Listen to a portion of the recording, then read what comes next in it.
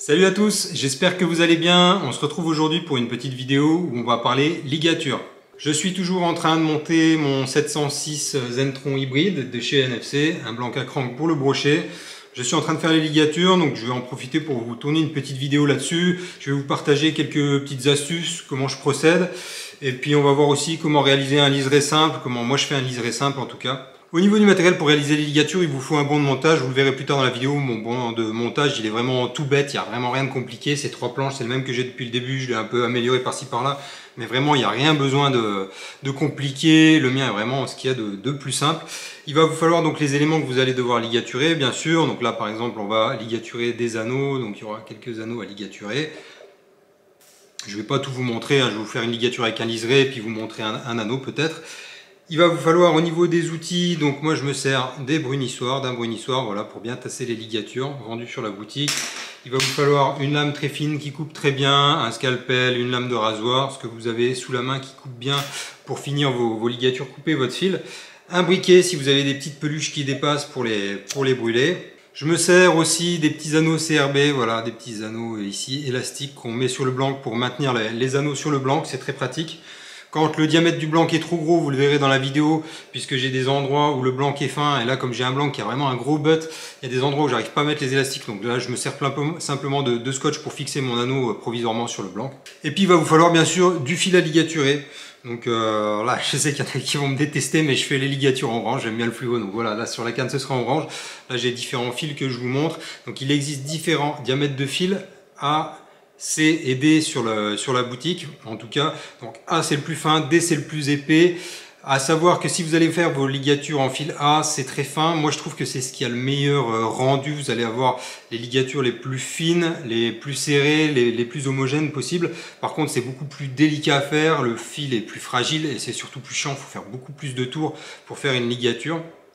Alors qu'avec un fil en taille D, donc là je ne sais pas si on va le voir à la caméra, mais c'est quand même beaucoup plus épais, la mise au point ne se fait pas bien sûr, et c'est beaucoup plus facile à réaliser. Donc ça, la taille du fil, ça va dépendre de votre dextérité, de votre envie de prendre plus de temps sur les ligatures, et aussi si vous avez des tout petits anneaux à ligaturer, par exemple des anneaux en 4T4, 4T4,5, ça va être quand même préférable d'utiliser du fil A pour pouvoir faire plus de tours sur la patte de l'anneau qui va être plus courte, moi je préfère en tout cas. Donc pour ma part en général j'utilise sur quasiment 90% de mes cannes du fil en taille A. Là ici j'avais pas envie de m'embêter, donc j'ai pris une bobine en taille D, et pareil mes liserés ce sera en taille D, puisqu'il faut bien coupler vos fils de même taille. Si vous faites un liseré métallique par exemple, prenez bien la même taille de fil pour pas avoir des épaisseurs différentes. Donc voilà, j'avais pas envie de m'embêter, je fais en taille D, et puis en plus à la caméra ça se verra mieux ce que je vais faire. Là pour le moment j'ai déjà ligaturé tous mes anneaux de tunnel, donc c'est tous des KT en 5,5. Et comme je monte la canne en casting spirale, il va me rester mes anneaux KW là à monter pour la spirale. Un truc important aussi quand vous faites vos ligatures, c'est d'avoir les mains bien propres pour éviter de contaminer votre fil avec des traces de silicone ou d'huile, qui ferait que quand vous allez vernir votre ligature, après si le fil est déjà imbibé de silicone ou d'huile ou d'autres choses, vous risquez d'avoir des migrations de vernis, il risque de pas bien se prendre et d'être uniforme. Donc moi ce que je fais, c'est que je me lave bien les mains avant, et même entre chaque ligature j'ai du gel hydroalcoolique, donc j'hésite pas à bien me laver les mains.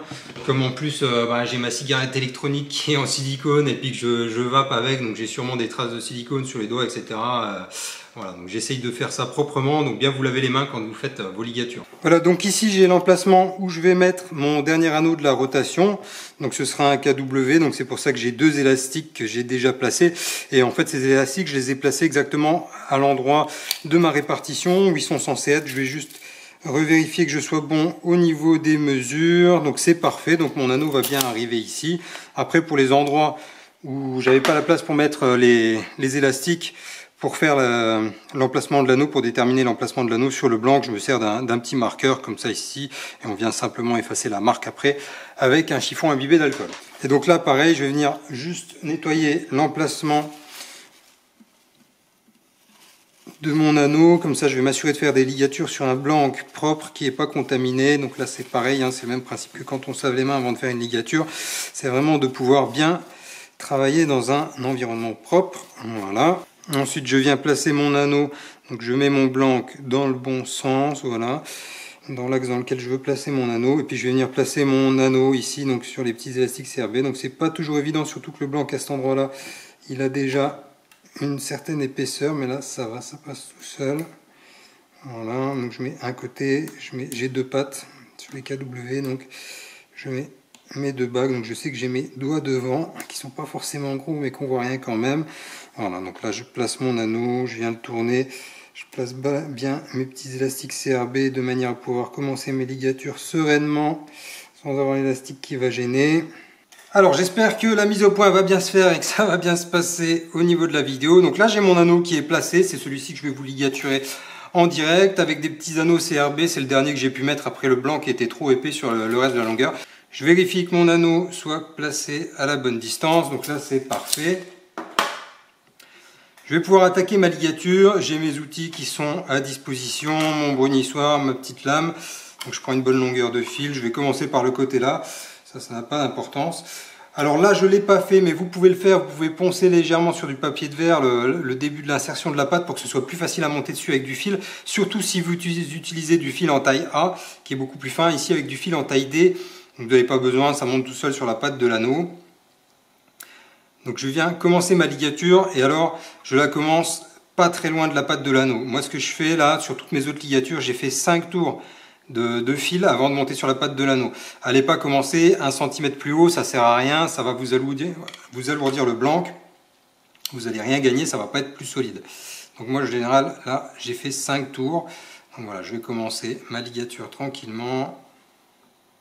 Je fais mon premier tour, là mon fil est déjà bloqué.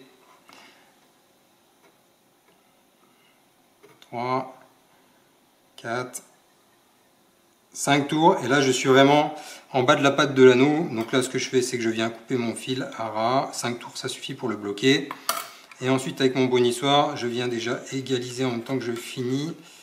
Voilà, je le fais au fur et à mesure, et là je vais commencer à monter sur la pâte de l'anneau, donc en tenant un peu le fil pour bien que ça monte. C'est le moment le plus délicat de la ligature.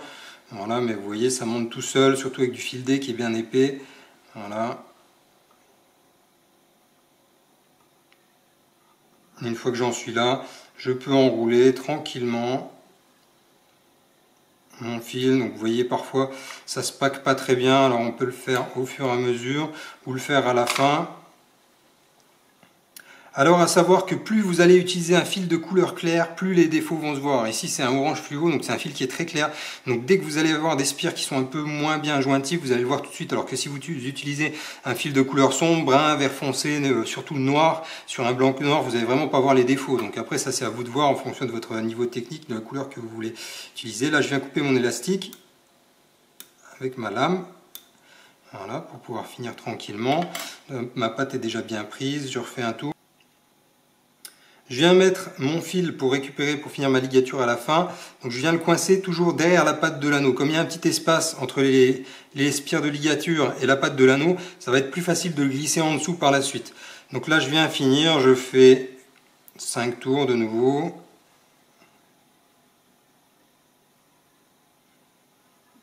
Voilà, là c'est suffisant. Je viens couper, donc je détends légèrement mon fil avant de le couper. J'essaie de ne pas mettre mes doigts devant, et après je viens passer dans ma petite boucle qui est restée. Voilà, je tends bien, et là normalement comme c'est le long de la pâte de l'anneau, je viens tirer et ça glisse tout seul en dessous. Voilà. Donc là ça me permet d'avoir toujours mes fins de ligature vraiment au même endroit, donc le long de la pâte de l'anneau, et mes débuts de ligature c'est pareil, je les fais toujours, là vous l'avez vu, dans l'axe de l'anneau. Donc j'ai des ligatures qui sont toutes les mêmes, qui commencent au même endroit, qui finissent au même endroit, avec le même nombre de tours devant la pâte de l'anneau. Donc une fois que je suis là, je viens vriller mon fil et je viens le tirer quand même un petit peu pour être sûr qu'il soit bien bloqué. Et là, avant de couper l'excédent, je viens paquer mes ligatures, bien les resserrer avec mon brunissoir. Et puis je viens un petit peu écraser l'ensemble des fils, voilà, pour que ce soit bien uniforme, qu'il n'y ait pas de jour, surtout sur la pâte. Voilà, il y aura toujours un poil de jour au niveau de la pâte, encore que ici il n'y en a pas du tout, donc c'est parfait. Voilà, je reviens finir autour.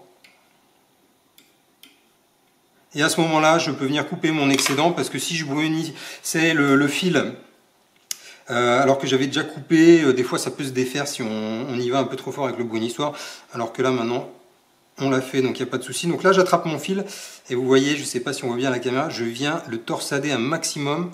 ce qui va me permettre d'avoir la coupe la plus nette possible et le moins de peluche qui dépasse. Et alors ce que je vais faire, c'est que je vais poser ma lame, ici le long, et c'est mon fil qui va venir contre la lame, vous voyez, je tire sur le fil, comme ça écarte les spires en dessous. Et quand ça coupe, donc c'est mon fil qui vient sur la lame, et du coup, il n'y a plus rien qui dépasse, tout se met en dessous, j'ai juste à remettre un petit coup de brunissoir, et c'est parfait, il n'y a rien à brûler avec le briquet. S'il y avait eu une petite peluche qui s'était formée, on aurait pu mettre un petit coup de briquet comme ça pour la brûler, mais voilà le principe. Et donc de l'autre côté, je vais faire la même chose, mais je ne vais pas vous le filmer, sinon ça sera un peu rébarbatif. Voilà le résultat, j'ai ligaturé la deuxième patte de l'anneau avec le même principe. Donc voilà, ça c'est un anneau qui bougera plus jamais. On va passer à la deuxième partie de la vidéo. Je vais vous montrer comment réaliser une ligature comme celle-ci, en orange, la couleur principale des ligatures, avec un petit liseré simple vert derrière qui rappelle la couleur des bagues.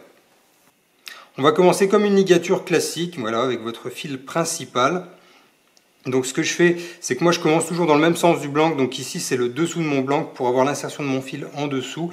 Comme ça j'ai toutes mes insertions de fil en dessous, et je trouve que c'est plus joli d'avoir des ligatures régulières, toujours de la même façon. Donc là je viens paquer bien contre, en même temps que je bloque mon fil. J'espère que j'ai pas trop les doigts devant.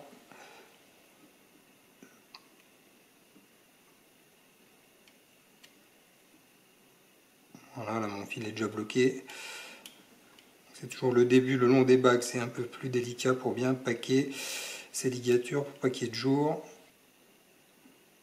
Donc, je fais 5 tours, comme j'ai l'habitude de les faire. Je resserre un petit peu, je viens bien resserrer mon fil, et puis je coupe. Voilà, c'est pas parfait, mais c'est pas grave, ça va être en dessous. Je refais 2 tours. Quand j'en suis à ce stade-là, je viens prendre donc mon fil qui va servir pour le liseré, donc ici un fil métallique en taille D également, donc bien avoir les mêmes tailles de fil. J'en prends à peu près 50 cm, ça suffit dans mon cas.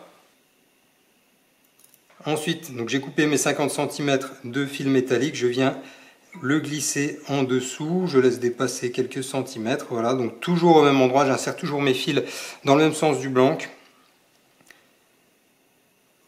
Je prends ensuite un petit scotch, je vais venir fixer mon fil devant ici, voilà, et ensuite je vais faire un tour, simplement pour être sûr qu'il soit bien bloqué. Je prends mon fil pour venir finir la ligature, je viens insérer ma petite boucle, donc toujours au même endroit.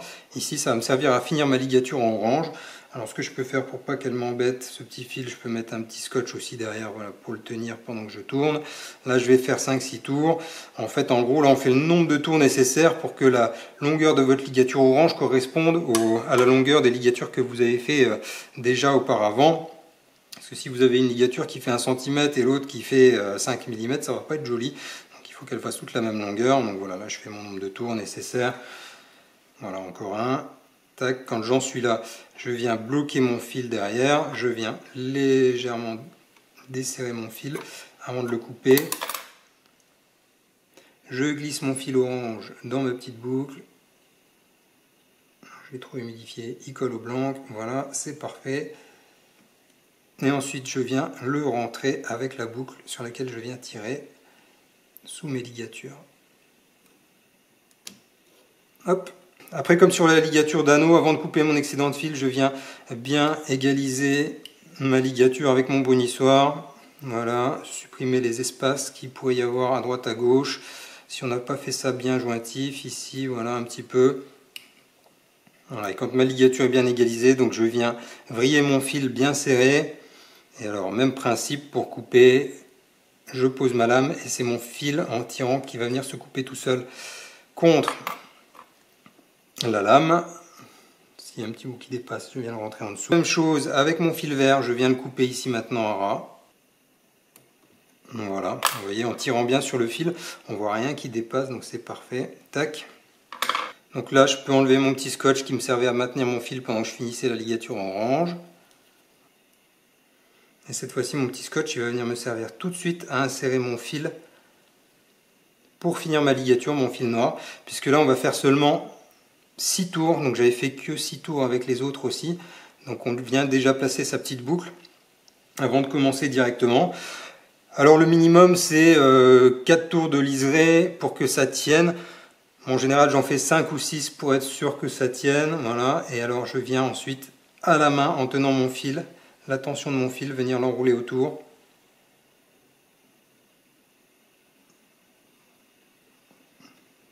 Là, je fais mes 6 tours. Là, j'en suis à 3. C'est important de compter le nombre de tours, surtout pour avoir quelque chose de régulier et que ce soit joli. Hein. Donc voilà, 5. Et le dernier. 6 tours. À ce moment-là, je bloque mon fil et je viens le passer dans ma boucle.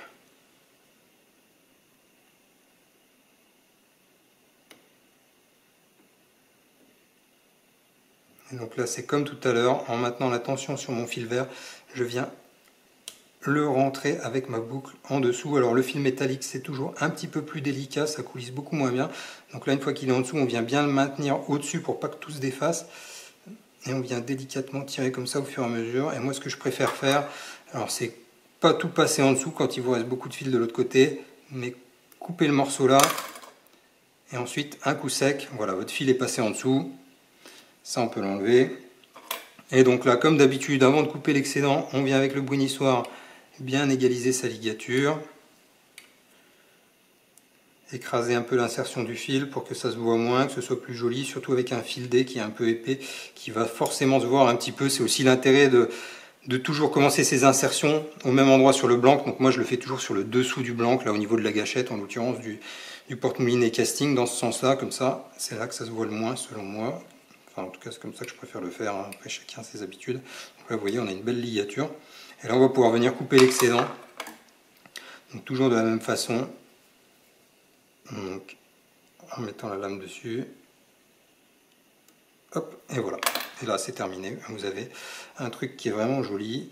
On ne voit pas trop les insertions de fil. Après, c'est sûr, quand on présente les ligatures sur les GAN qu'on fait les photos, on vous montre toujours le côté là, mais il y a toujours un côté, bien sûr, où il y a les insertions de fils, surtout quand on commence à faire des liserés compliqués, où il peut y avoir 5, 6, 7 fils des fois, donc ça peut se voir un petit peu, surtout quand c'est du fil en taille D, mais là, en l'occurrence, c'est plutôt bien fait. Voilà. Et voilà, c'est tout pour ce tuto ligature, je vous montre un peu le travail qu'on a réalisé. Donc voilà, ici, le liseré.